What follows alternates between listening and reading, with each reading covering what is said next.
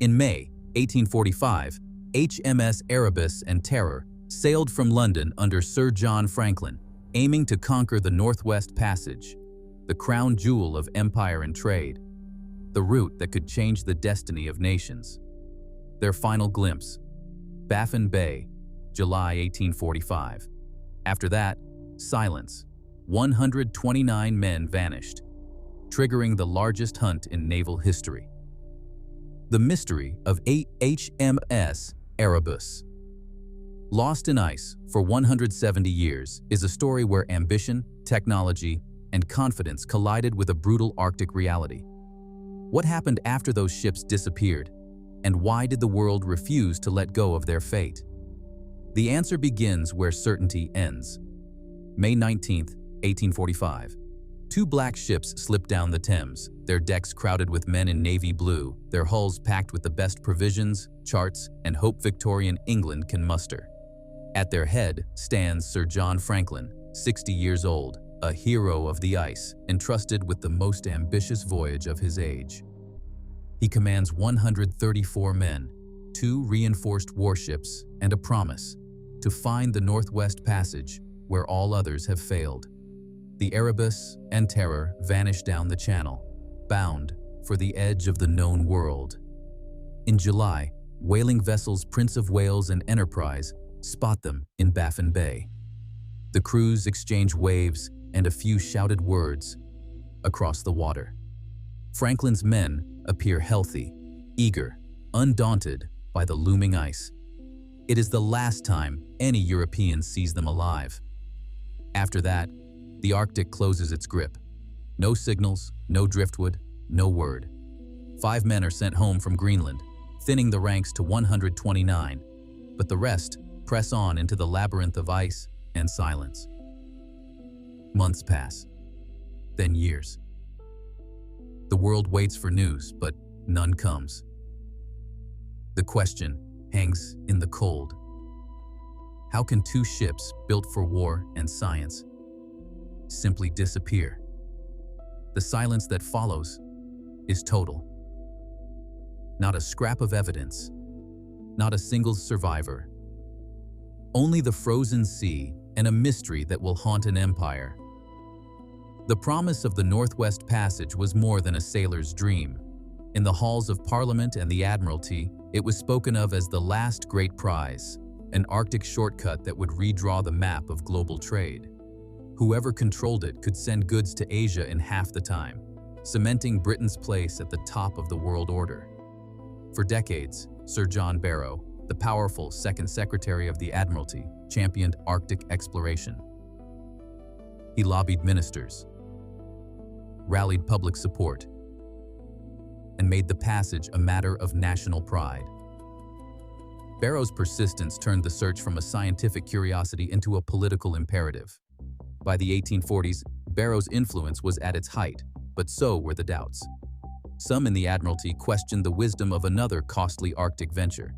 They worried about the risks, the expense, the ghosts of past failures.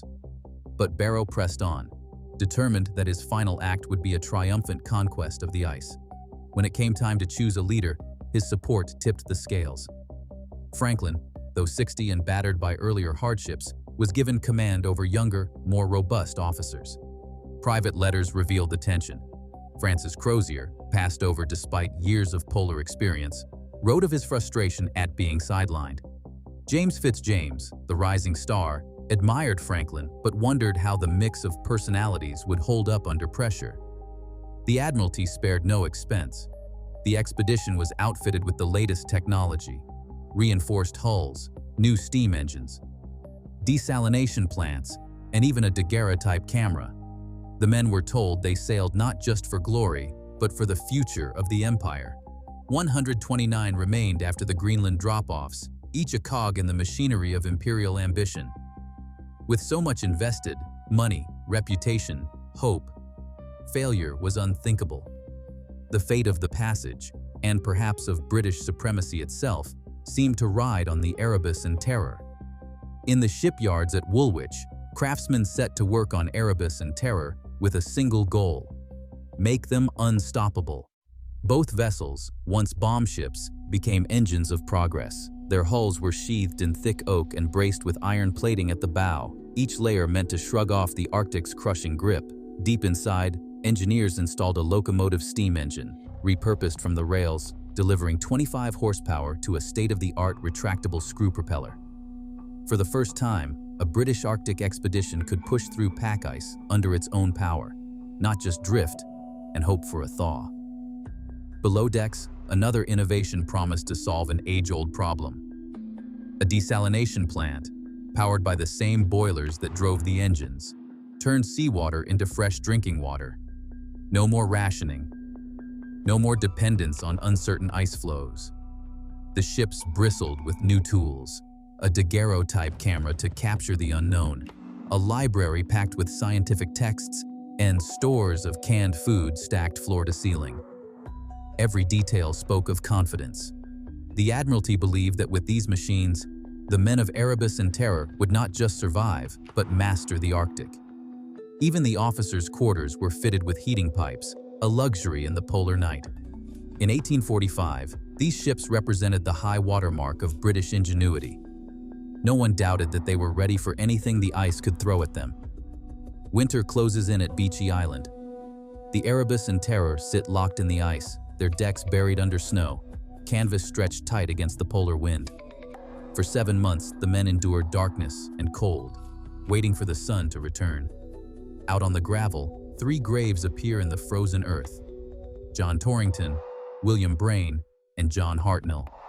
Their headstones offer no cause, only names and dates. The surgeon's logbook tells of sore mouths, fatigue, and a creeping illness that no medicine seems to halt. Years later, when the graves are opened, the bodies are found astonishingly well preserved, their faces still marked by the struggle. Forensic tests reveal a hidden threat running through their bones, lead in concentrations far above what any man should carry. The source lies in the very supplies meant to keep them alive. The expedition's canned food, praised as a modern marvel, was rushed through production, sealed with thick beads of lead solder. Some tins still rattle with loose flakes.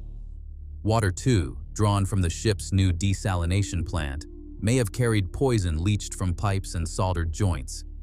Even the lemon juice, shipped to ward off scurvy, loses its power as vitamin C decays in the darkness. Immune systems falter, wounds refuse to heal, minds grow clouded. The surgeon writes of men growing listless, of confusion spreading below decks.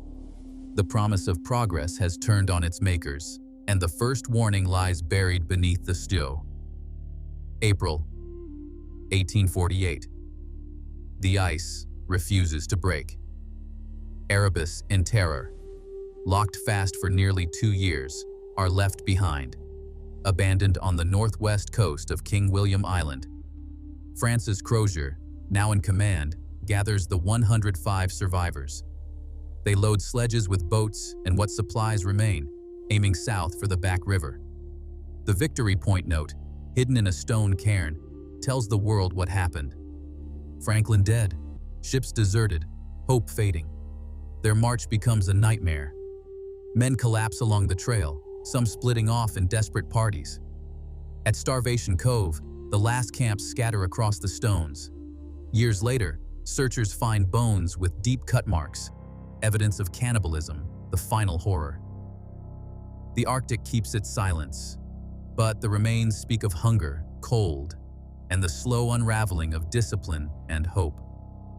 For generations, Inuit families along the Arctic coast told stories of ships trapped in the ice, of desperate men dragging sledges, and of strange relics found scattered across the land. Their testimony traced the final steps of Franklin's crew and pinpointed the resting places of both Erebus and Terror. Yet Victorian England dismissed these accounts, with Charles Dickens himself insisting such tales were fantasy. It would take more than a century before the truth surfaced. In 2014, Parks Canada's sonar teams, guided by Inuit oral maps and traditional place names, located the wreck of Erebus exactly where the stories said it would be. 2 years later, Terror was found upright in Terror Bay, astonishingly well preserved. The Arctic had kept its secrets, but the answers had always been there. carried in memory, passed from one generation to the next, waiting for science to listen.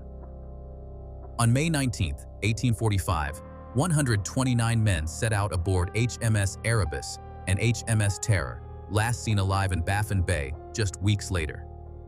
For 170 years, their fate was pieced together through abandoned notes, beachy island graves, Inuit accounts, and the scattered remains of desperate men.